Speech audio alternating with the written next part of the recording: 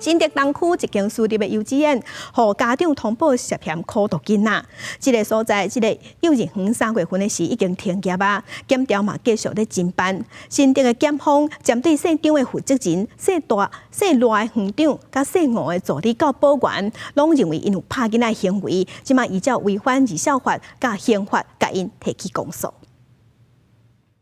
听到咁的声，这幼囝红对3领兄救起来。这间伫新竹市东区的私立幼儿园，和家长通报讲不当管教涉及苦毒囡仔。新竹地检署查别侦查终结，起诉书指出讲2月中，姓吴的助理教保员为着要制止4岁的囡仔，甲教伊的7毫米收起来，伫幼幼班教室揪伊的3领。2月中，伊阁为着要阻挡另外一个囡仔去做共班的，伸手揪伊的头鬃。细条的负责人嘛对囡仔扇喙皮，嘛有拍其他的囡仔，不当行为上侪摆。另外细大的园长除了摕囡仔的手家己扇喙皮，阁逼囡仔切开罚卡，3个人互认定故意对囡仔犯伤害罪。包括他的师生比他的空间都是违规的，那教育处也一再的裁罚，甚至在去年的时候还